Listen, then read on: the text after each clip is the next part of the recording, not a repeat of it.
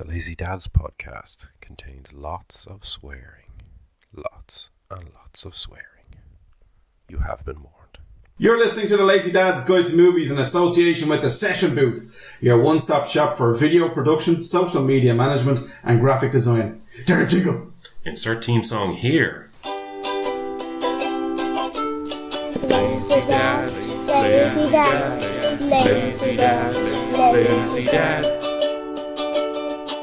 We're going to do something different this week, aren't we, Joe? It's a special. It's a special because there's a number of reasons for this. First of all, I was so busy this week, I didn't have time to watch anything. So, let everybody be clear. Let's be fucking clear in this, Derek. This special started off as a result of you doing fuck all of what we planned to do last exactly, week. Yeah. But the special is going to be actually special to us, I think, as well. Yeah. So, in light of Star Wars, the new Episode 9, The Rise of Skywalker's trailer came out this week, and I text you, and I think I just text you The Rise of Skywalker. Yeah. And you text back something like, oh, I got so emotional, I'm actually literally here crying. And this was about 45 minutes after it was released. I saw it, or it came up on my phone, or whatever. So I got to thinking, we should do a special this week because I've done fuck all, and about people's emotional reactions to movies, and particularly the Star Wars obviously holds a very dear place in your heart. Yeah.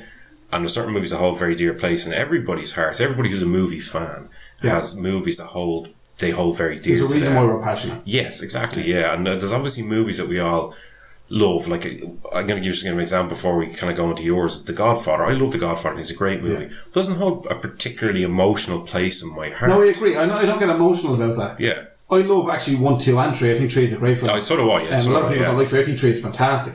And it's a great finish to Michael Corleone's storyline. Yeah. But like, I watch it, I don't get emotional about it. I don't get emotional about the stupid brother getting killed. I don't get any emotional about any of those kind of parts, but I love watching them because they're great.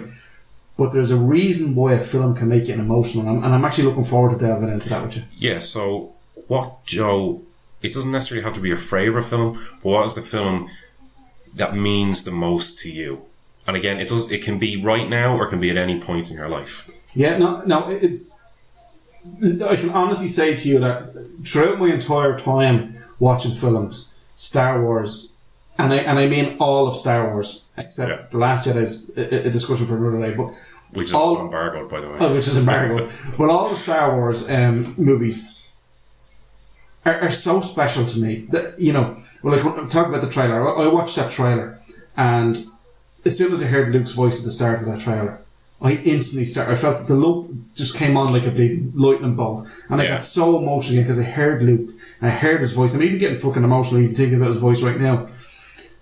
And then you see Lando in the Millennium Falcon. I'm smiling now. I know, so happy. I was the same with Lando. Yeah. Lando, he's back in his Falcon. They're gonna do something where like he hits his old girl, how's it going, or something like that when he gets on, because L3 is her programming is inside the Millennium Falcon, as you saw from Solo. Yeah. And he loved L3. And just seeing him smile and flying the Falcon was like, there's nobody else that deserves the Falcon more than Lando after Solo losing it, or after Solo dying. Can I just say, in terms of Lando, I hope they treat him the way they treated Han, bringing him back.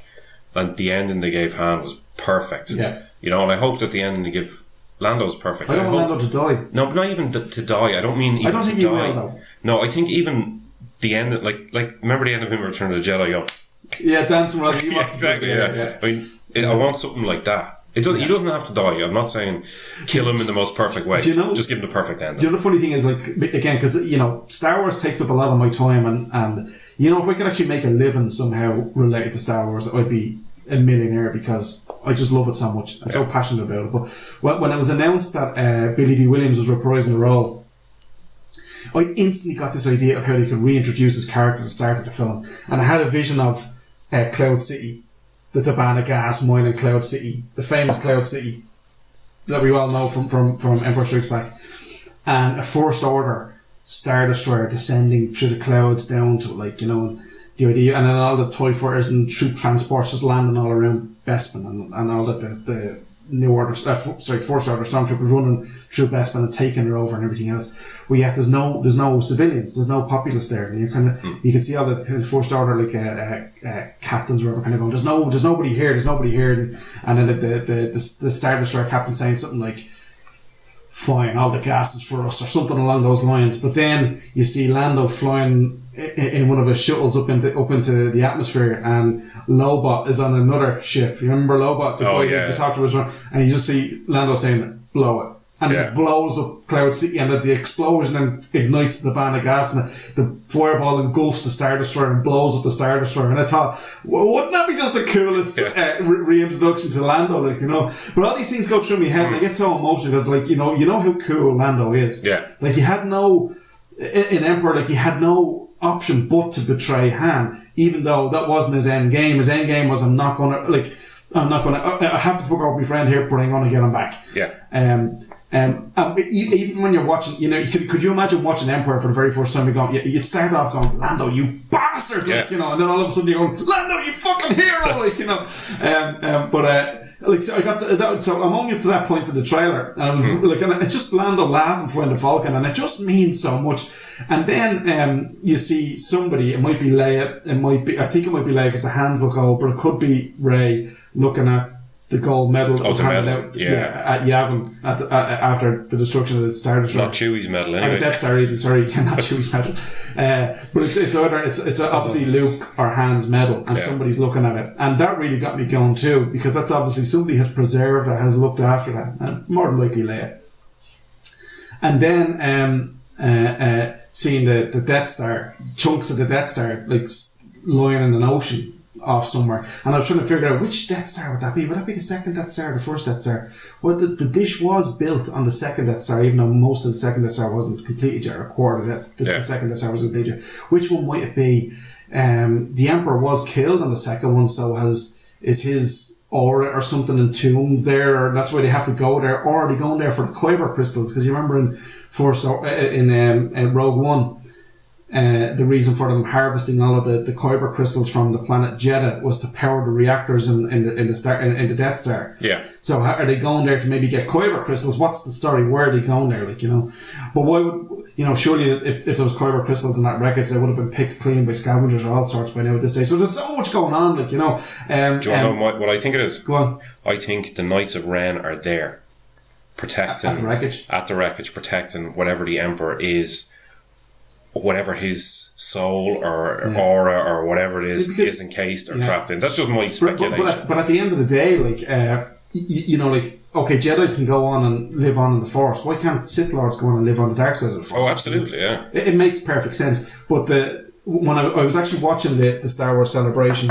episode 9 panel live on YouTube, and they announced that with somebody like a teaser trailer and it started. But then when you heard the Emperor's cackle at the end of the trailer, and I got emotional, like, for one of the most evilest baddies ever, I'm like, oh, the Emperor's back, oh my god. But by the end of that trailer, I literally had the tears coming down, and the missus was looking at me, she's kind of smirking, but you know, I was like, and I don't care. I am proud, I'm not, I don't get, you know, freaked out with people knowing that I get that emotional bit Star Wars. I'm proud that I get that emotional bit Star Wars, and I'll tell you when in a few minutes. But at the Star Wars Celebration, just after the trailer finishes, Ian McDermott walks out on stage, the lights go all red, and Ian McDermott walks out on the stage, and I thought, oh my god, what's it? There he is! And he just, the only thing he says to the mic is, roll it again. And he rolls the trailer again. I was like, oh my god, and he walks off stage. Like, but coming back into what you're talking about, like, a lot of people always say to me, you know, like, work people who might find out I'm a Star Wars fan, or even family, friends that might find out I'm a Star Wars fan, who don't like Star Wars or don't know anything about it, and that's fine. It's not for everybody. But they question me and they say, why do you like Star Wars so much? Like, what's the pull? What's the gravity to it? And I say, well, look, you know, when I was younger, I have all these fantastic memories of sitting on my dad's lap watching films. Yeah. And all of the films that we love so much, like everything from Jaws, Indiana Jones, Star Wars, the whole lot of them. But when I was like watching these films with my dad used to always do things where, like, you know, he'd be like, you know, is Luke gonna beat Darth Vader? Oh, who's gonna win? And all that sorts of, and I'd be getting really riled up. But from my point of view as a child, that Millennium Falcon was real. Yeah. Han Solo, Luke Skywalker, all those characters were real. They're fighting their struggle, and they're standing up for the good of the rebellion and the good of the hope of the freedom of the galaxy. That fight and that struggle was real, and their actions on screen, the characters' actions on screen. There's a value in what they fought for and what they tried to do, and in how good they were. And in particular, Luke. Now, I'm talking about the original trilogy here, but in particular, Luke, and I'm even going to get even emotional thinking about this now. Like, Luke found himself in a situation where he's very force sensitive, and he met Obi-Wan, and Obi-Wan started his training, and then Obi-Wan kind of guided him towards Yoda, and Yoda done some more training, and he goes back to Yoda in Return of the Jedi after saving Han from Jabba the Hutt. And Yoda says, no more training you require. And Luke is like, so I am a Jedi. And Yoda starts laughing. He goes, now one more thing is Vader. And all the way up to that point, like, it was always like, you have to confront Vader. You have to beat Vader. You have to beat Vader and beat the Emperor, and then you'll be a Jedi. That was what it was all looking like. But Luke, in his own hope and his own belief and his own personal strength and faith in his friends, like even the Emperor said, the faith in your friends is your in terms of weakness, your faith in your friends is yours. He says that to Luke. Like, he never gave up. He always believed in that he would reach out to the goodness in his father. He would stand up to the Emperor, and he would never turn. He'd never ever be a Sith. And when you're watching the story and you get to the end of Return of the Jedi, like, and when he goes to confront Vader, and Vader brings him before the Emperor, the very first person in all of Star Wars to call Luke a Jedi is the Emperor. Oh, really? Yeah. I never actually noticed that. Because when he said it to Yoda, Yoda laughed and said, Vader, you still have to defeat Vader. Young Jedi. Yeah, so he said, so be it, Jedi. Now you will die, And so he's the first one to realise, like, he's a Jedi. And how he got to that point was, he was fucking lashing Vader over. He was really, you could see he was giving into, like, the music and all goes dark. He's giving into his anger because Vader mentioned Leia. Like, he's going to try and turn Leia. And Luke just goes fucking batshit insane. And it's probably the only time we've ever really seen Luke's actual strength, but in almost in a negative light, because he is hammering the fuck out of Vader, and then Vader just flops down. He just has no more defense of him anymore. He's no more strength. And if you think about how strong Vader was in the Dark Force, he could not stand up to his own son. All he could do was just feebly hold his lightsaber up, and whoop, his arm is gone, and he's fucked. Limb lost. And he's fucked. And then Luke is about to do it, and then it's just like that evil cackle. Luke hears it. He looks at Vader's like there's no hand, and he looks at his own mechanical hand, and he thinks, no. What you're doing is wrong. Stand up to this scumbag that's standing behind you. Break the circle. Show this fucker that, like, he can't get everything he wants. Throws his lightsaber away and says, the fighting is done. I am not going to turn like my father. I'm a Jedi, like my father before me. And it's such an emotional thing, like, and it's me getting fucking worked up even talking about it now. Just thinking about that whole end scene, like, to me, that's literally the greatest scene, the greatest finale to a film, the greatest build-up of film I've ever seen in my life, like,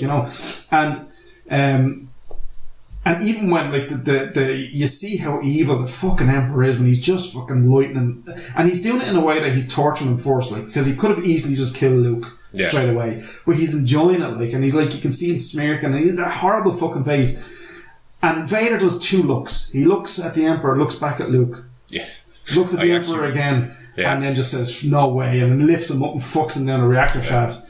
And it's such a relief. Like, when you watch it, like, it's a son saving his father, like, what more lesson can what more kind of true or honest lesson can be taught there? Like, never, like, don't give up on people. There's always a good side there, and that those lessons can be applied anywhere. Like, if you have a friend that might be addicted to drugs and they're trying to get off them, stick with them. There's a side to them there that wants to get away from this door. Try your best to help them. Or if you have a friend who's upset and he's down and maybe a bit depressed or is going through some tough stuff, stick with them. Drop around to them. Put on a fucking pizza for them, chat to them, see how they are, give them the time, and don't give up on them, particularly if you love them. Do you know what I mean? Like, and there's no, like, you can slag me off all you want, like, but to be honest with you, fundamentally Star Wars and all of its struggles has always been good against evil. And in many ways, and all of the lessons that can be learned there are all good lessons. They're good things to live by.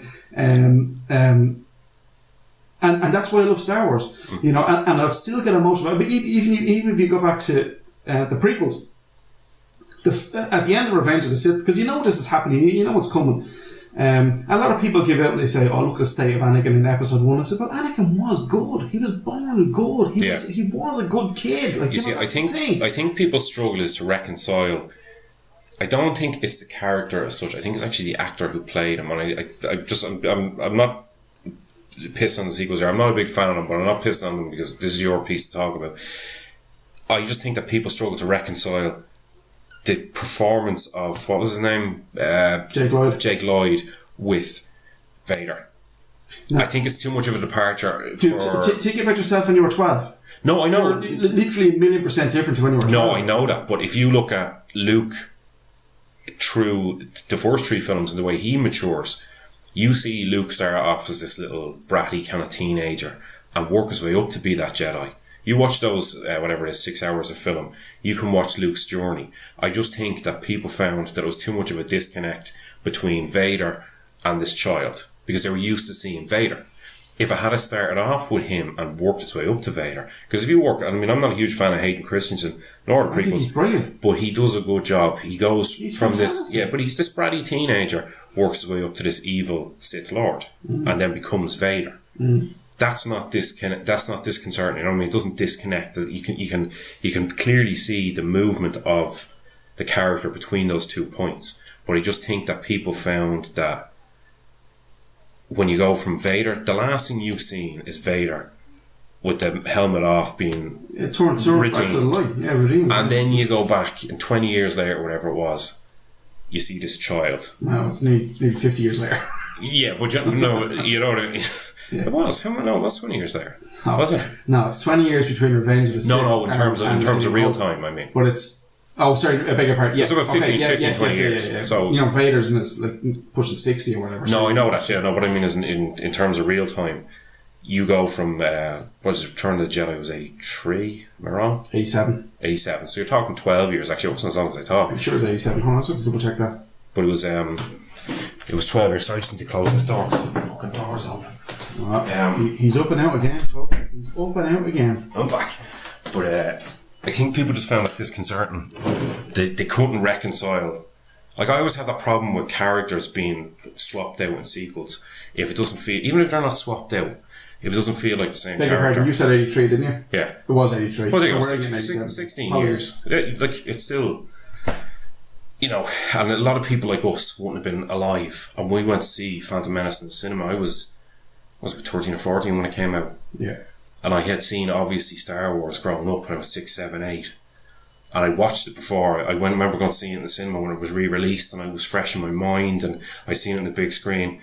I remember thinking, as a child now, I can look at it now in a different light. Again, I'm not a huge fan of the sequels, but I can see where people were getting that disconnect from. I can't, and let me tell you why. Okay. I'll start this off with a story, actually. I was still a huge Star Wars fan, so I was the same age as you when that came out. Yeah. And it was a massive, and I still had loads of Star Wars toys and posters in my room and stuff like that. Yeah. And I have always been a passionate Star Wars fan. I don't ever remember a time in my life when I haven't been. So, I got this terrible throat infection, which looked like it might have been meningitis. This is 2 days before Phantom Menace came out in the cinema. Fuck. And I remember being in my room, I was getting sick. And finally, what maybe Mum and Dad called it, the ambulance was, I puked up just pure blood just bubbled out of my mouth. It was rotten. I'll never forget it. It's supposed to be good memories now or something. I know, but hear me out for a second. I'm in hospital. Yeah. I'm getting all sorts of checks done and everything else. I was in hospital for 2 days. And my mum and dad had gone to see episode 1 with my brothers. My brothers were younger than me, like, you know. Oh. No, I didn't mind because I wouldn't stop them, like, because my dad's a Star Wars fan too. And my mum actually is as well, believe it or not.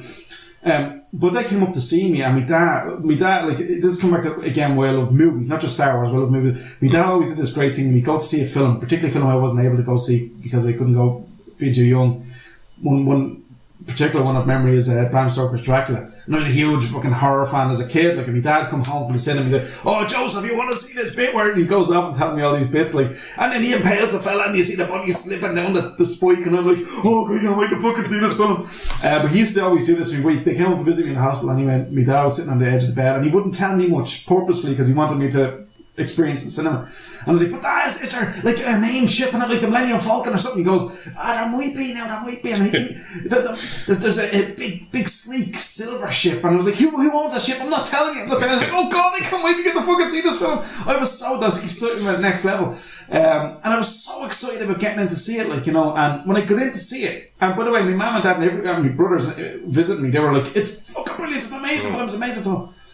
And I got in to see it, and I was watching it going, this is fucking brilliant. I couldn't believe it. Qui-Gon, a whole new Jedi I never knew about before. I was like, wow! The Jedi Council, like, you're seeing, like, all this different stuff going on. I thought the Gungans were great. I didn't, like, everybody gives out about Jar Jar. When you first watched that, Jar Jar was not annoying. He was just another character. I thought the Gungans were great. I thought the battle droids were cool. I thought the Raja thing. I thought that was so Star Wars, like, you know, it felt Star Wars. He was deadly. The big space battle at the end was class. Jake Lloyd in the pod racing I thought was brilliant. Qui-Gon trying to hustle Watto, yeah. Jedi Matrix won't look at me. I love that. He says, you will take Republic credits. No, I won't. Your credits mean nothing here. Only money. I thought he was class, and how he tried to hustle him, and I thought all that was deadly. And then being introduced to the Hutts, and then kind of the scope of Star Wars opening up a little more, where it shows that the Hutts, because there was Mrs. the Hutt there as well. In the background, Mrs. the Hutt. Mrs. the Hutt. But you know how they control the slave trade as well in Tatooine. So it kind of opened it up a little, and it showed how much power Jabba the Hutt actually had over Tatooine, because he was basically looking over the biggest race, or the biggest sporting event on Tatooine, which was the pod racing. And the pod racing itself was amazing. And then you see like Tusken Raiders firing on the pod race. It was like, there's fucking sand people, darn up, there's sand people. I was so excited. And then you see Singh, what's her name? Yara Singh or Mara Singh, whatever. She's a bounty hunter. She used to be a Jedi. She's a bounty. She's a big rifle, and you see her looking at the pod racing going past, and I was like, there's so many little bits that was just there to kind of pick out and crunch and digest, like just expanding the universe, like opening up the universe even more than it ever was before, like, you know. Showing us Naboo and showing us how powerful Naboo were, showing us the Senate. We always knew there was a Senate, we always knew there was a republic, we always knew it was like a democracy, like, you know, showing us the we only got a small kind of look of it in the Phantom Menace. You see that a little bit more in Attack of the Clones and more again in Revenge of the Sith. But I was just so excited about it, and then obviously fucking being introduced to Darth Maul, like, you know, and you're going, wow. Yeah. Another Sith Lord. We've never seen another Sith Lord before, and he's fucking incredible. And then I'll tell you another thing. What really blew my nips off in the cinema was when he fucking double bladed lightsaber. And that what's it called? Duel of Fates. Duel of Fates. Yeah. I went to see. Blew me away. I went to see. And can I? Go on. See, this is the point I'm making. It blew everybody away, because all my friends, everybody all around me, everybody I spoke to, all the reviewers at the time, everyone was like, "This is brilliant, it's a summer blockbuster, it's class, it's Star Wars is back." And then fast forward a couple of years and everybody's shitting on it, and I go, what the fuck, where's the disconnect? That was the biggest disconnect I found, was like, and even my own dad all of a sudden then was like, oh, there's too much bleeding CGI in it. I was like, Dad, there was more fucking miniature work used in the Phantom Menace than in the entirety of the original trilogy. What are you talking about? What do you want them to do? Do you want George Lucas actually go out and find an actual planet somewhere in the fucking the galaxy that is actually a fucking city-wide fucking planet? Is that what you want them to do, or do you want to do it with fucking CGI? What do you want, like? They're expanding the universe. You have to use CGI. Here, I'm going to ask you something now, and I'm going to ask you, this is the only question I will ever ask you on this film that we've embargoed, right? You talk about the Phantom Menace expanding the lore and expanding the universe, right?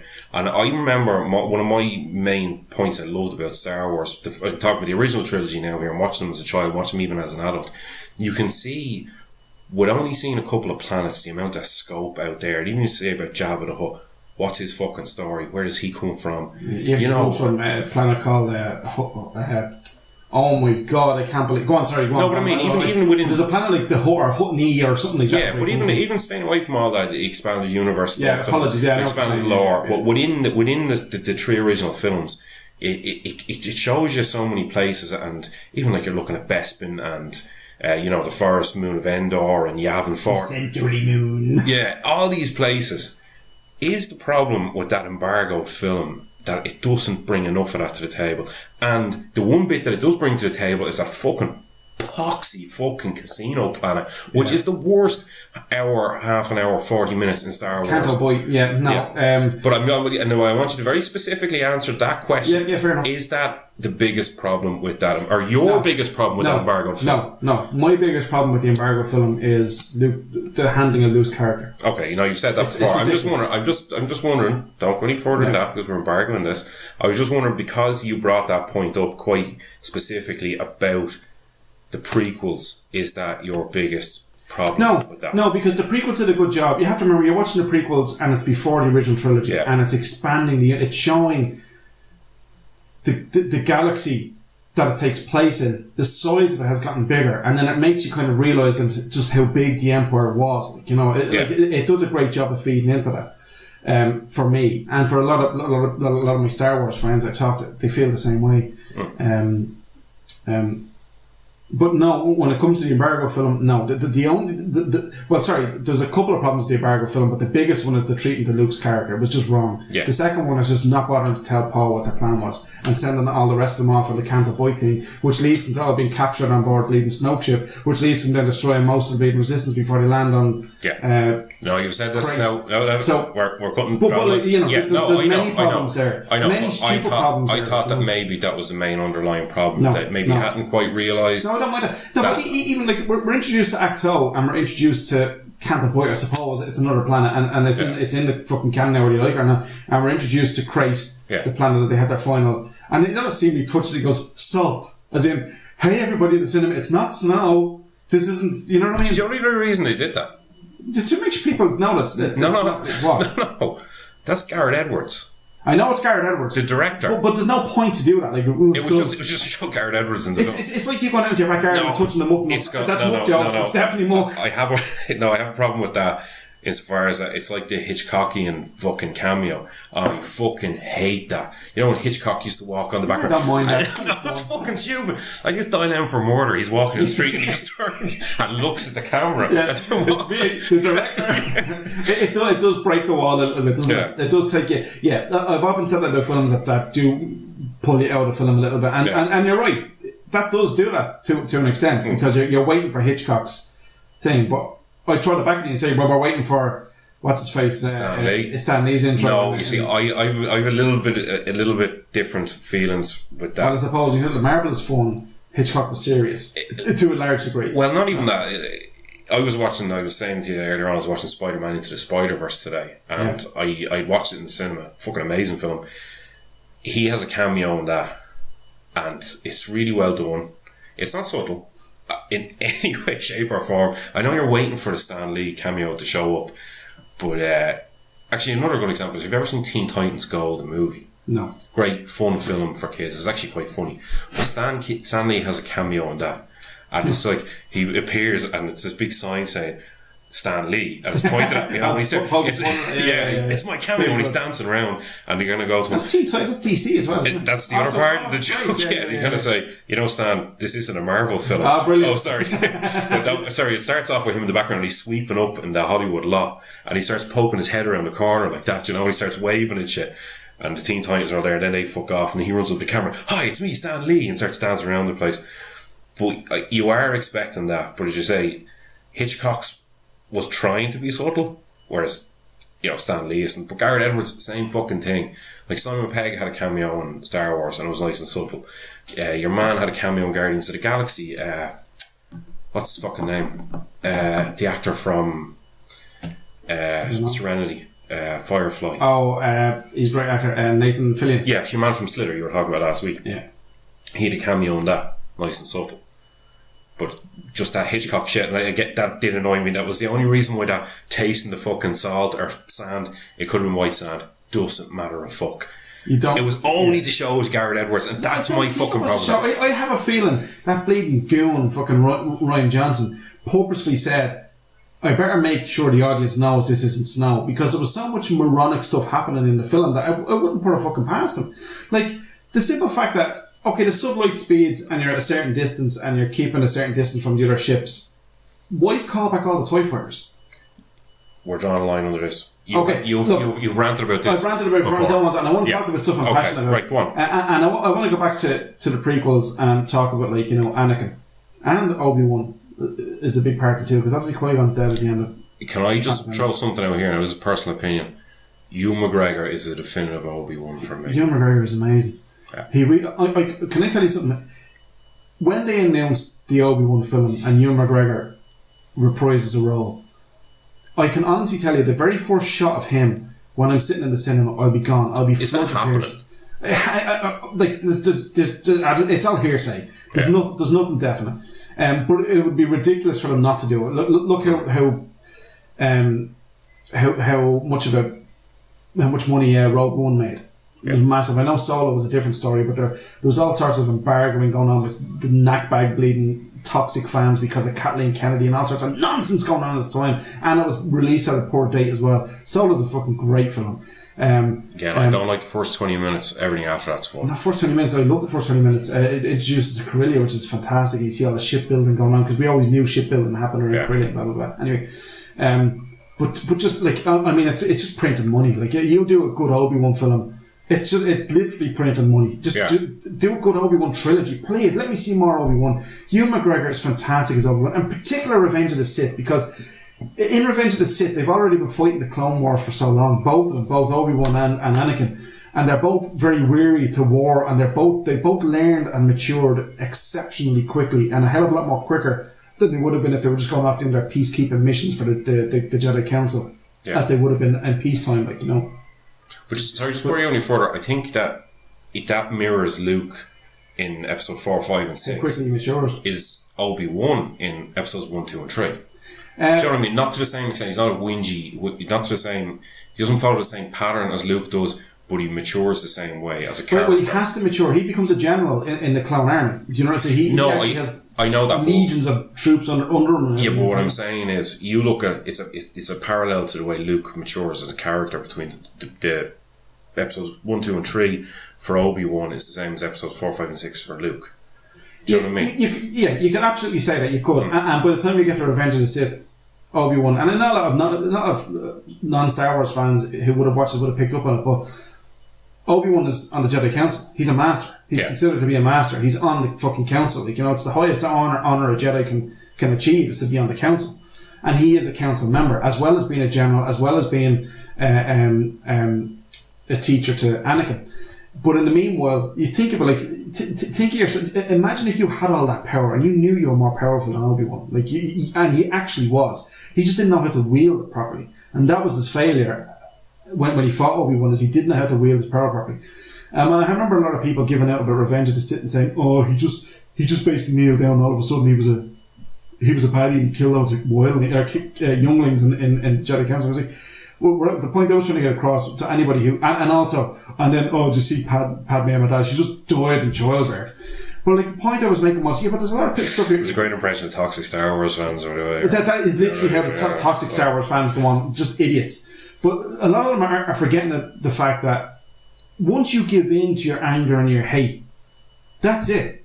As Yoda says, you are forever following the dark path. Like, you're not going to get back. And that's why he kneeled down. He accepted it. Like, and as I said, I was chatting about this to one of my mates before. You know him very well. I don't want to bring him up just in case, but we were chatting away, and he said he was giving out. Oh, look! And I said, well, look how quickly anthrax takes you over. If you get like a little prick of anthrax in your finger, 30 seconds later you're literally fizzling, like you're sizzling to death, like, you know.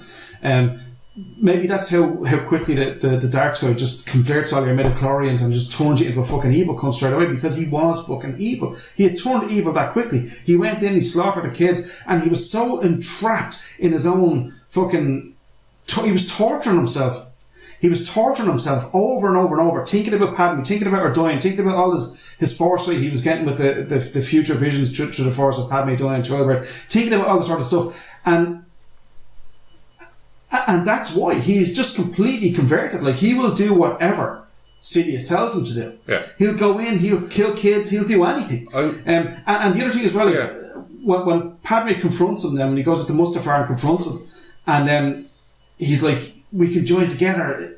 We can rule my new empire. And she's like, your new empire? What are you talking about? Like, you literally have changed. You're not the same Anakin as you were literally an hour ago, like, or 2 hours ago, whatever. And then he sees Obi-Wan, because Obi-Wan stowed away on board her ship, known too well that he'd go there. He sees Obi-Wan and he's enraged again. And the rage is reaching out in the Force, and he fucking Force chokes her.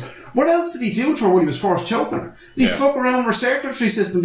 What else could he have done? You don't know. Like, that's the thing. You don't know how powerful he was. What did he have? Because she just goes down on the ground straight away. What did that do to her? And then Obi-Wan and Anakin fight, and it's just, oh my god,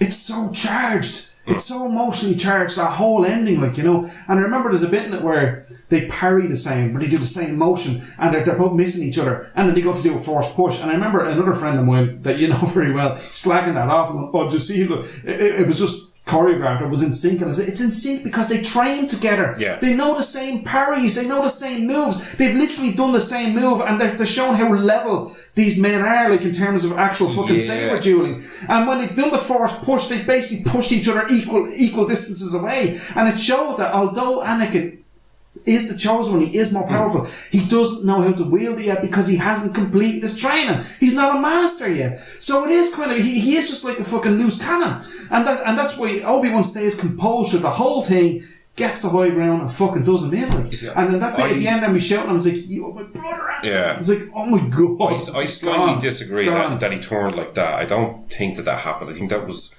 you can see in him the conflict, and I know Yoda says, "Oh, there's much conflict in this boy." Blah blah. He's been torn for years. Yeah, but you can actually. The Emperor met him. He started on. Yeah, but that's what I mean. Like, you can actually see the conflict in him, and again, like I was saying about in Episode 2, Attack of the Clones, he's this petulant, you know, teenager almost, and Hayden Christensen does a good job there.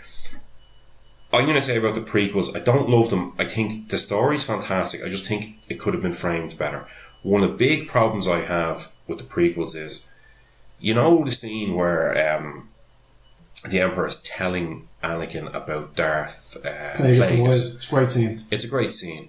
They could have based it somewhere else. It doesn't, the aesthetics of the scene and we're watching the opera thing going on in the big water bubble. Yeah. That's amazing there. That's incredible looking. In fact, that's one of the things that many people talk about as a great scene. It's so well done. It's so dark and eerie. Like, why are they actually watching? You have that weird music going on as all these weird figures are going through the water bubble and stuff. And then he tells a story about Darth Plagueis the Wise, and that's opening up the universe again. That's going, that's who the Emperor's master was. And then, I don't have a problem with the story. I don't have a problem with the impact that it had on Anakin. I don't have a problem with the way Ian McDiarmid delivered it. First of all, he's the best actor in that whole fucking thing. Ian McDiarmid's amazing. I'll fight any man over that. He's the best actor. Sorry, I'm just going to cut across myself here for a second. We talk about progression of characters. I mean, fuck me, he's in all 6 of them. Well, he's not actually in all 6 of them. He's just a shadow kind of hanging over A New Hope. And he's only in Empire as a hologram. A hologram, yeah. And I know in the original it wasn't him playing or whatever. That's fine. Well, the remaster, it's him. Yeah, it looks great. Yeah. Over those films, you can see, we all knew it was him, obviously, going into Episode 1. And we all knew that the fight in Mustafar was coming. And he was fucking perfect. Oh, he was brilliant. He was fucking perfect. And do you know who I related to is, I'm just going slightly off topic here. His evil machinations were laid bare in the prequels. And the way it's done, the way he did it, the way he planned it, the way he plotted his rise to ultimate power is fucking stunning. Yeah. And it doesn't get not nearly enough credit. And you can't see, you know the way it doesn't get nearly enough credit. It doesn't not nearly get enough. It's double negative, so it does get enough credit. It doesn't get enough credit. It doesn't nearly not get enough. But if you see any film where you see those kind of machinations, you say, and you always kind of see the characters not seeing it. But you can see why they don't see it in that, if that makes sense. It's like Game of Thrones. Game of Thrones does exactly the same thing. Your man, say Peter Baelish, you can see all the little moves he makes, and you can see why none of the characters see it. Yeah, it's lovely, it's intricate the way it's done. I have to say, and because Game of Thrones is starting back tonight, I gotta say, the first time I was about 4 seasons behind Game of Thrones. Season 5 was the first time I ever watched when it was actually on telly. I watched the first 4 seasons in a day each, right? Yeah.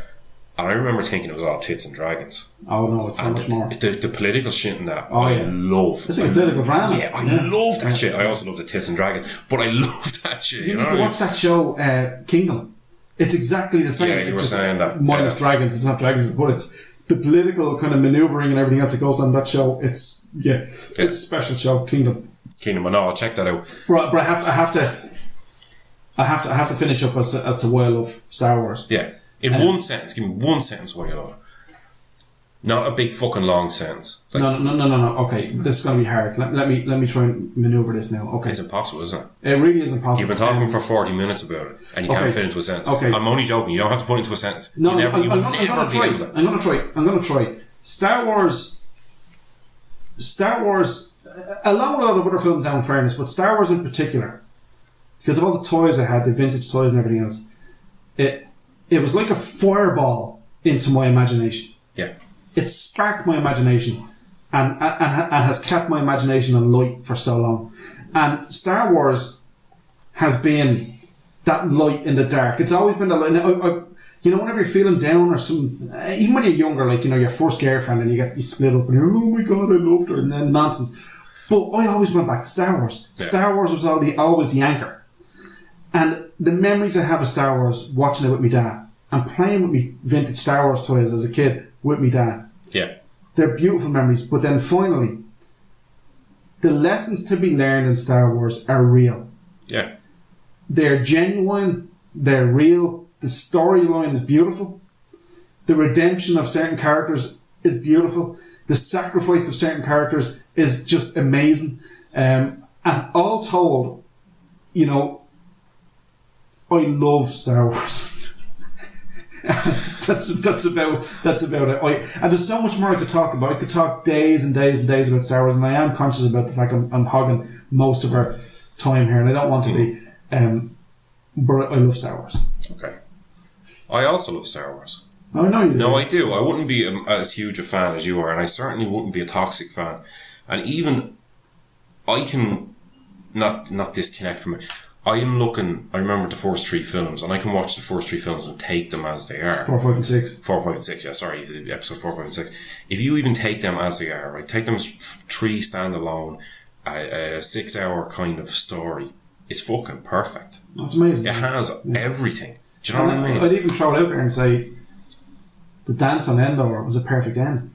Yeah, I know people shit about the fucking Ewoks and stuff, but I don't have a fucking problem with it. I actually don't have a problem with it. I will not criticise that. And do you know the funny thing as well is, like, about the prequels as well. Can you do one thing for me? Yeah. Can you rewatch the prequels? I will rewatch the prequels, and I'll tell you why. I'm going into why I'm going to go into my movies now, and I'll explain why I'm going to watch the prequels in line with that, if you don't mind. Cool. I have picked the Marvel films, right? So the Marvel films. Can I ask you a question before we kick off? Yeah. Are the Marvel films, are they going to encapsulate why you're so passionate about film the way Star Wars does for me? Or so passionate about films the way Star Wars does for me? Yep. Okay. And I'll tell you why it is. I booked tickets for Endgame. Yeah. So for me, the wife and the two kids, right? Lovely. My young fella is mad into Avengers, right? Yeah. And that's why.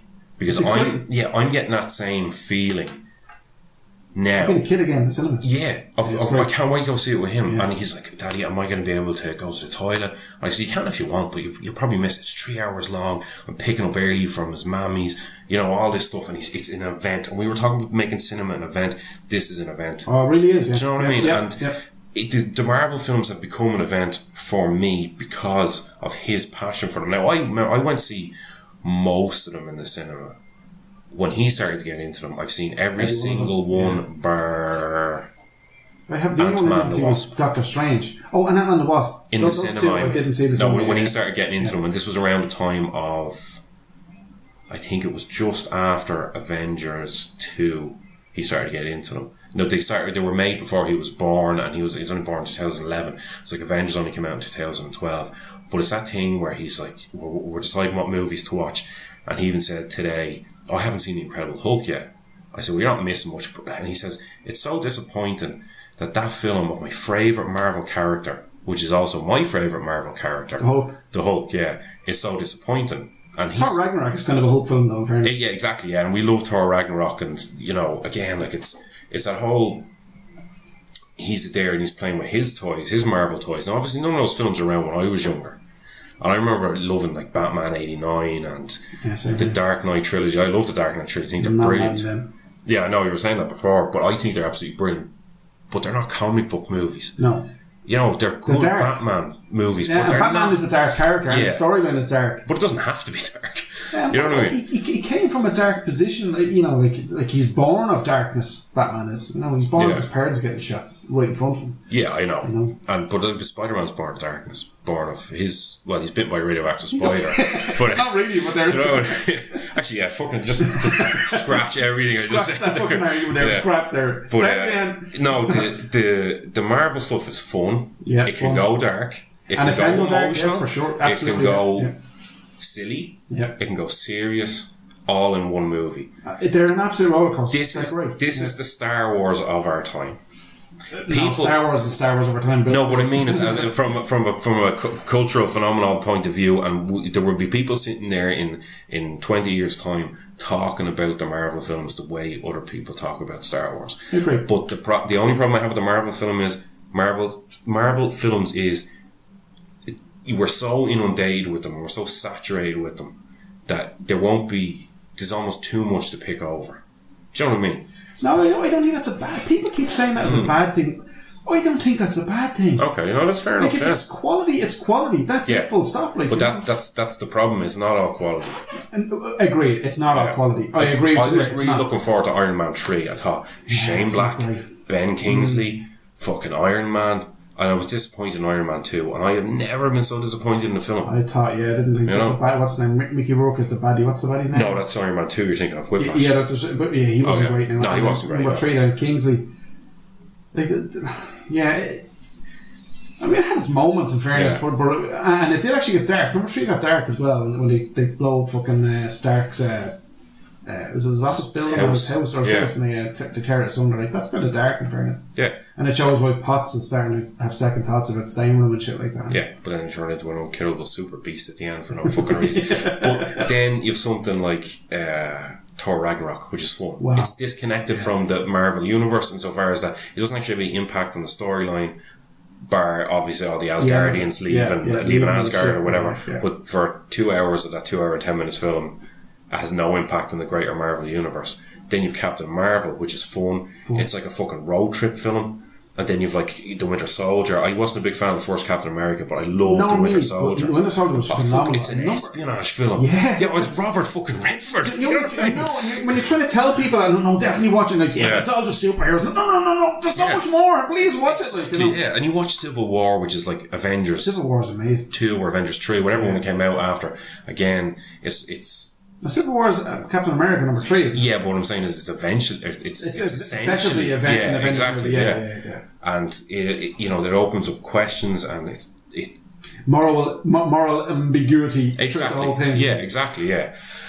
And I just think that people will be talking with them in years to come the way we talk about Star Wars now, which was slightly before our time. Like, even my young fella now, a good chunk of the MCU happened before his time. Yeah. So the kind of phase 1 such up to the Avengers happened before his time. Even the Avengers came out, he was 1, he wouldn't have seen it. I went to see it in cinema. I remember thinking, how are they going to fit all these characters together and make it good? And that's exactly what they did. They fucking nailed it. And in terms of the amount of hits versus the amount of misses, the hits are phenomenal. Really, and even at that, I know a lot of people say shit on Doctor Strange. I really like Doctor Strange. I loved it. That was great. And it's different. And that's what I like about it. It was different. It even went down the whole Inception route of bending fucking cities and top of each other. It brought magic into the MCU or whatever. And then, like Captain Marvel, as I was saying about that, you expect it to be this big bombastic action film. It's not. Yeah. It's actually quite a quiet road trip. Yeah, no, it is. And it's really well done. And I love the space setting for most of this. There was the first half of the movie, or the first quarter, any of the movie, first act. Yeah. Is all in space and it's cool, like. And then you start to see that it's actually just kind of linked. This is obviously linked to the Guardians. You go, they're the ones in Guardians, and all of a sudden it kind of opens up, and it's pretty cool. And then the Guardians as well. I remember watching the Guardians. Guardians is special. And I think people were starting to get a bit. I certainly was starting to get a bit of fucking fatigue watching these superhero movies. I think it was Iron Man 1 and 2 is the common term for that nonsense. Thor: The Dark World had come out, and I was a bit kind of, and then the Guardians came out, and this is like nothing I've ever seen before. And people were saying, it's like their version of Star Wars. It's fucking not. No, it's not. It's nothing to do. It's only because it was based in space. That's the only reason they call it that. And how they brought them into Infinity War. And I mean, I'm dying to see this. 3 hours of Endgame. This is like, I'm looking forward to this as much as I'm looking forward to the Rise of Skywalker this year. As much. And the end of Game of Thrones. You know what I mean? It's funny. Star Wars means so much that Star Wars overshadows a lot. Yeah. Because you know, when particularly watching that trailer yesterday. Was it the day before yesterday, was it? Day before yesterday. It's like, I'm watching Star Wars tonight. It's Star Wars on, like, you know. It's just all fucking Star Wars. And I'm looking at like all the new stuff that's springing out because I'm a collector. So I like to collect some of the Black Series stuff and the figures, the vintage collection stuff and everything. I'm looking at stuff coming out, just all fucking Star Wars. But again, I'm really looking forward to Endgame. I can't wait to get Endgame. I haven't booked me tickets because I mean that's going to be in the cinema for weeks. Like, you know what I mean? I'm going to get the IMAX screen and I'm going to get I'm going to see it the way it's supposed to be seen. And I won't. You know, I'd have to be in hospital sick to not see that in the cinema the way it's supposed to be seen. Don't jinx yourself. Yeah, touch wood. But the missus loves the Marvel stuff too. And the two of us have a lovely little bond talking about, you know, the links and the paying attention to detail. And when we were watching Captain Marvel, it was like, yo, that's your man who was out with Guardians and this is obviously before he hooked up with fucking Thanos and blah blah blah. You know, it's really cool. Well, that's it. And again, like that was my point going back when you were talking about watching the prequels. Is the uncle was asking me after watching? He's a massive Star Wars fan as well. Loves them. I mean, I bet he loves the prequels as well, doesn't he? He hasn't watched them. I know. And that's no. I'm not doing that to him. He said to me, I said to him, we'll have to watch all the Star Wars movies now before The Rise of Skywalker comes out, so we're fresh. And he said, absolutely. He said, you've been promising me for weeks now. He knows Darth Vader's Anakin. He knows that Anakin was once good. He knows all that sort of stuff. Yes. So he hasn't seen that storyline yet. No, he hasn't seen it. And that's what he said to me. And I've been promising for weeks now, I'll go out and I'll get the prequels and we'll fucking Could you do me a favour? Yeah. You could try this run too, because there's enough time between now and December. Yeah. The Clone Wars cartoon. Oh, I love that. It's phenomenal. Is that the one the Russian guy did? No, Dave Filoni. No, not the one the Russian guy did. There's like 6 seasons. Is it 6 seasons? Or 5 seasons? I have the movie over there. You watched it, you really enjoyed it. Well, you watched it, that's the one where they have Jabba the Hutt's son. Yeah. And they're trying to save him. It's a lot of people slag it off. I think it's fun. Yeah. But what that spawned then was the Clone Wars show, and that fleshes out Obi-Wan and Anakin and shows you all the shit they went through during the Clone Wars, like, you know, and it shows like it brings in Ahsoka. Ahsoka is an amazing fucking character. She really is. I think I watched the first season of that and I enjoyed it. Yeah, but I just didn't get a chance to watch the rest of it. But I could absolutely guarantee it. Me and my young lad, we've watched them. So I watched Phantom Menace, Attack of the Clones, the Clone Wars, Revenge of the Sith, and kicked on with the rest of them, like, you know, just because it really does flesh out the actual Clone Wars itself, so that you're not going from like the Attack of the Clones where the clones come down at the end and they into the kind of Colosseum thing and fight off all the droids, and then there's a massive big battle down in Geonosis, and that's kind of like because the Clone Wars have. And then they go straight to Revenge of the Sith, and they're already like, you know, even the flavour text at the start is like war has been raided, our heroes on both sides. So it's been going on for years basically, and that's why Obi-Wan and Anakin have matured so quickly. But you see it all in the Clone Wars. You see all the shit that they go through. I've seen the animated one by the Russian fella. Yeah, it's very good. And I watched that before I watched Revenge of the Sith. So obviously that picks up right as that ends, because, you know, at the very end, Grievous kidnaps Palpatine, and Obi-Wan crushes his chest. That's what he's the whole time. Yeah, it's brilliant. That was fucking brilliant. Do you remember the introduction of Grievous in that cartoon? No. He literally jumps and just squashes a Jedi dead. And then fights kills a rake of other Jedis, robs their fucking lightsabers and stuff. And the other Jedis are like, Ki-Adi-Mundi is the main Jedi in that who survives. He's actually a Council Jedi member. You see him, he dies during Order 66. Where you see him looking at Grievous going, what the fuck is this? And he calls his Padawan back. His Padawan runs out. He goes, just kills his Padawan. You're going, what? That's another problem I have with people having a problem with Revenge of the Sith. Is the Order 66. And here's my problem with people having a problem with that. That was fucking perfect. Oh, it was brilliant. Kill off all these huge characters like that they never saw coming. And they had chips. There was chips inside their brain that made them do it. In the clones. Right, I didn't know that now. They didn't just blindly follow the Order. They actually had chips implanted in their head by the cloners, the Geonosians. No, not that's Geonosis. Camino. The Caminoans or whatever they call them. Yeah. So they all have, but you know, when you watch the Clone Wars cartoon, there's a couple of clones that you become very close to. Rex is one of them. Yeah, and Cody or something. Cody. Cody doesn't, but Rex and that, they get the chips out. Alright, I didn't know there was chips in the brain, but even... So it could have cost you just 2 seconds.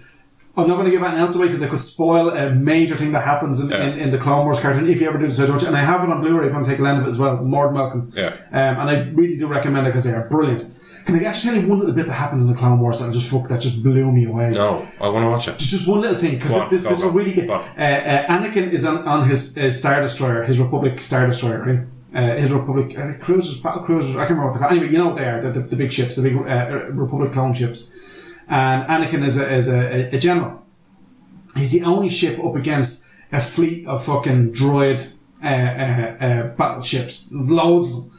And like everybody's like, Anakin, what are you doing? You can't go and attack these. And Anakin's always thinking ahead, like, you know. So you know what he does is he flips the fucking Star Destroyer around on its side, right? Yeah. And just sends it towards the fucking the awaiting fleet, and then just bombards the fleet from behind the fucking thing. He's just wiping the fleet. It's class. There's loads of bits that there's a scene where he puts loads of the ATT tanks on this planet, this moon, and the droid generals don't know about it. The ATTs then just start fucking taking pot shots at while the battle's going on. Yeah.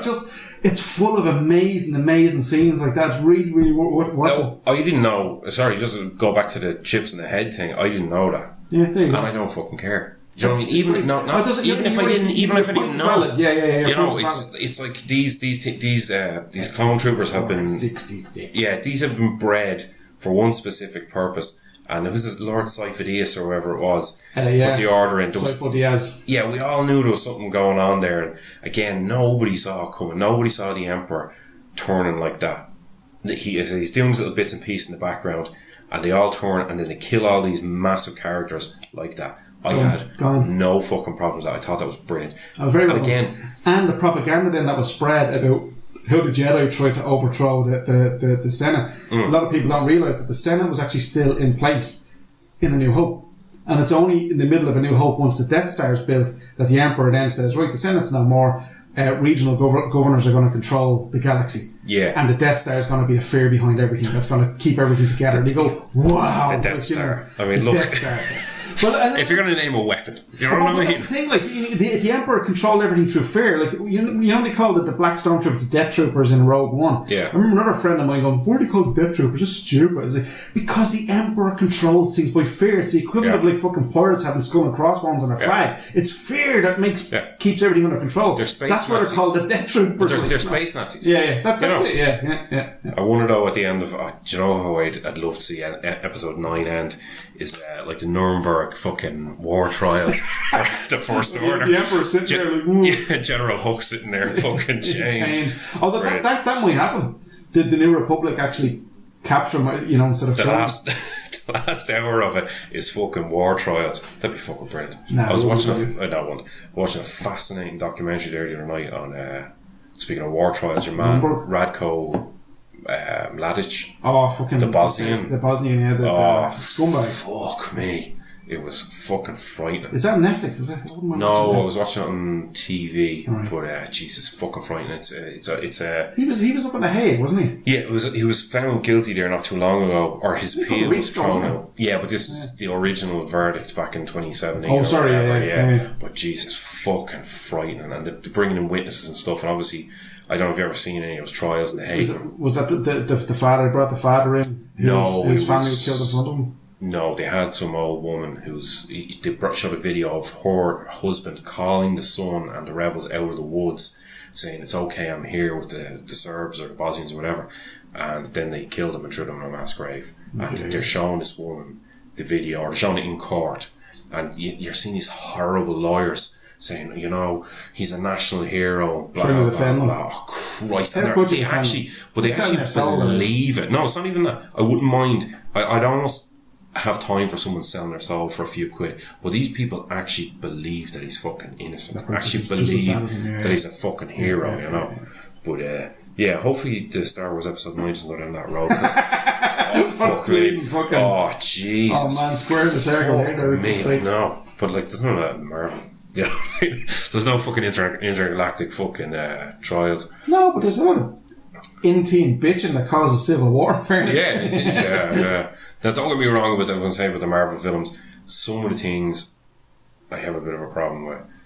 But also, some of the things I will defend. Like someone said to me, Civil War's, your man Zemo's plan of Civil War relied completely on coincidence. No, it didn't. And a lot of things rely on coincidence. He plotted and planned that for ages. Yeah. And doesn't Civil War actually take place over a long period of time as well, isn't it? It takes it's not like a fucking... a weekend. Is it? I don't know how long it is. No, yeah, from what I can know, I could be completely wrong. This, you know, Ian will definitely back us up on this, and Mark as well back us up. Will fill us in on this one. But from what I can remember, Civil War took place over a long period of time where your man, his plotting and his machinations, as we call the Emperor's fucking plans and shit, he had a lot of time for that stuff to fall into place or to kind of land, you know, for him to fucking land the bits he needed to land and so on. It all kind of made sense. Yeah, but I remember someone giving out saying, he was purely based on coincidence. It wasn't, you know. And again, a lot of stuff is based on coincidence. Do you know what I mean? Like, but you have to suspend your disbelief when you're watching a film. Not everything needs to be the French Connection. Do you know what I mean? Where they plot and plan everything. And you have to remember as well, like, you know, there's only a certain amount of time to give you this information. So if this film is about something that's spread out over a year, well, it is going to be squashed down into fucking an hour and a half. Yeah. So get over that, like, you know what I mean? But it's a bit like going back to Star Wars where the droids are shut off in the fucking thing. In New Hope. At the very start where they're shut off. They don't blow up the shuttle. Yeah, there's no signs of life. Yeah, but there could be anything on that, do you know what I mean? Like your man is shut up. Exactly. Do you remember the episode of Spaced?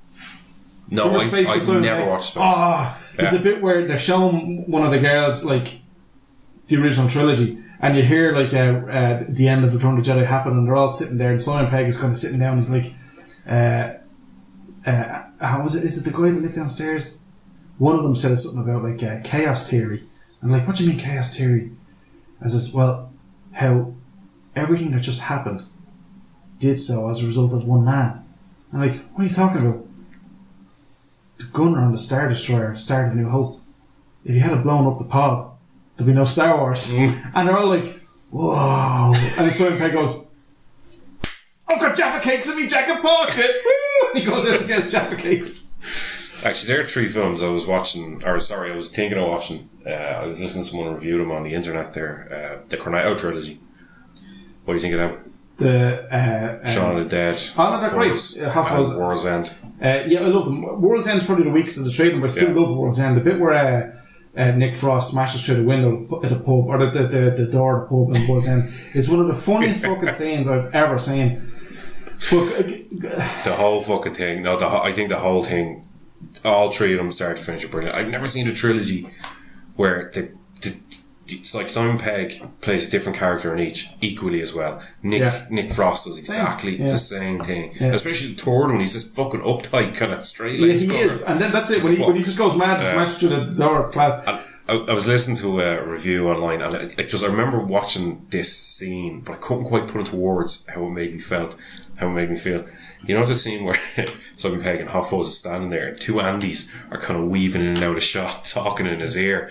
I remember I was the only one wet myself laughing at that in the fucking cinema. It's fucking genius. But you know the funny thing is, you know when your man comes down the stairs and asks Nick Frost he wants that in the shop, he goes, "Oh, yeah." The way he says it, you know exactly how he fucking feels, where the only thing in the world that would make you feel in any way fucking back to human again is fucking Cornetto, or whatever your choice may be. Like, you know, mine is usually just like, I just need a fucking cup of tea. Do you want that? Just get me a cup of tea quick. I just need it inside me immediately. Like, you know? I usually want something that's so far away from me. It used to be a cigarette, not anymore. And then usually towards the end of the evening, the day I'd have a major hangover, it'd usually be cups of tea, left, right, etc.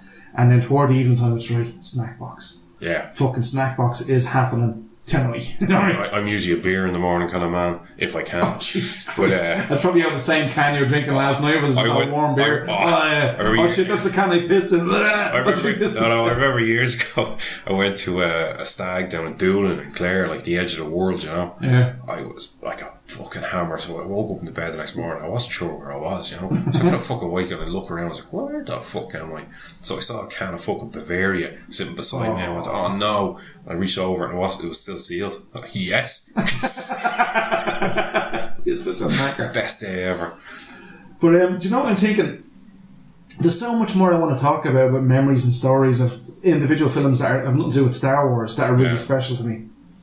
I think we should do another special. Okay. I think we should continue this, make this part 1. Okay. Do you not think? Yeah. As I'd love to talk about like Big Trouble in Little China, The Thing from Another World, The Thing. Yeah. There's so much more films, and not the films themselves. It's just the experience of I had watching them. Yeah. With me dad, or how I experienced it. Starship Troopers is another one I'd love to talk about. I have a good one that I'm going to lead with next week. Go on. It's Jurassic Park. Great. We're going back to episode 0. We're not going down the dark road again. No, that's not going down the dark road. The infamous Lost episode, which isn't lost, saved my computer, but fuck me. Computers are never getting to listen. I'm never releasing it. I tell you what, if we hit 1,000 listens, or 1,000... We might release a beat version. Yeah, we'll release an edited version. Oh, fuck me. That's a lot of editing. It's a lot of editing doing that one. It's our very first ever episode. It's pure joy. Oh, Christ. Yeah, so the infamous Lost episode. Do I produce this? Is that what I do at the end of it? I can honestly say you produced the show. Yeah, so I produce it at the end, and it's usually a pretty simple process where I just go through it and I just kind of cut out 1 or 2 little bits. Sometimes stuff is said during the show that really shouldn't be said, so I cut that out completely. Yeah. For that's going to be... I'm actually going to have to listen to that and probably... what, that original episode? I can listen to the whole episode and actually go through it with a fine tooth comb. We're talking about fucking weird shit. Yeah, no, it got real dark. And I'll edit it out, but yeah, if we hit 1,000 listeners, or you know, or if I tell you what, if we get a listener further than our furthest listener, we'll release it. Further than our furthest listener. Bolivia so far. Which, you know, would be great. Like, I know there's a few people listening to us there. I'd love to know, and kind of spread this out into our burgeoning community, of what's the most special experience you've had. I know one person in particular, it'd more than likely be Star Wars, because I've discussed this with him before. Yeah. But outside of, say, Star Wars, or outside of your big franchise love, yeah, actually, what's the one special film? We've picked 2 big franchises here. One, obviously, that's been going on for years, and one kind of current. Is there a film out there like The Godfather that holds special memories that, apart from being a fantastic film, and actually doesn't even have to be a fantastic film. It can be a terrible film. It can be a mediocre film. I've a story I'd love to tell about Jaws' Revenge. I have a story I'd love to tell about The Thing from Another World, Big Trouble in Little China, and the different releases of Big Trouble in Little China I saw when I was younger. All that sort of stuff. I'd love to get into that and chat about that too. So this should definitely be our part 1. And we'll get part 2 next week. What do you think? Yeah, so that means I don't have to watch it this week. We don't have to watch that this week. Yes! But yes! Oh, I'm so fucking I give you fucking Star Trek then. I should bring you a bleeding gem to watch it come. I know, but the pressure. I had to study for 2 days. I had to study for 2 days for an exam, which the pressure to sit down and watch a deadly film. Oh, fuck. No, but how am I going to manage it? I had to study for 2 days for an exam. I was just telling you about the exam on Thursday. I went in, there's 9 questions, or 8 questions, or whatever it was. And question 1 to 6 were worth 40% of the marks. And question 7 and 8 were worth 60. You did study your ABC though? I did, no.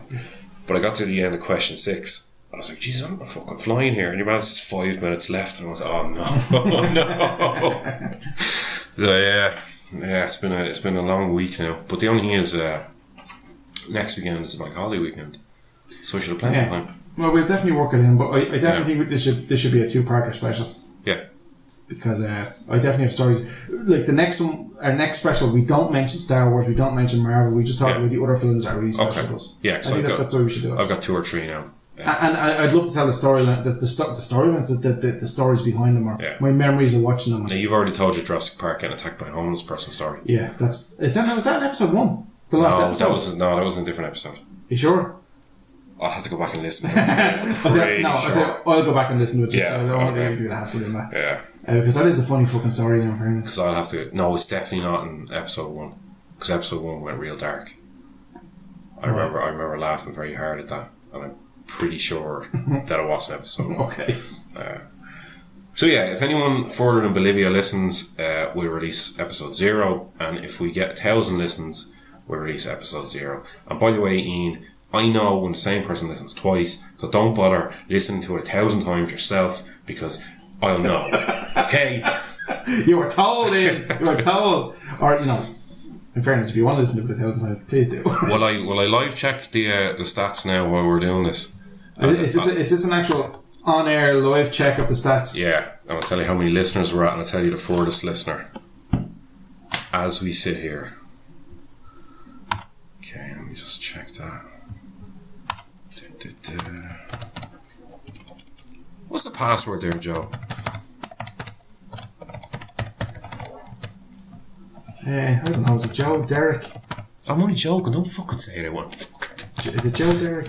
Joe and Derek forever? No, hashtag Joe is a fucking sex machine. Joe Derek. I'm never letting you name the thing again. Right, so far we're up to 237.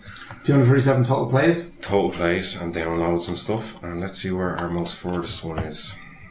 This is Bolivia. Is that one of the states in Michigan or Michigan, as I've been prone to call it now? Michigan. No, Michigan. Just no one's downloading the past 2 days. It's fucking shocking.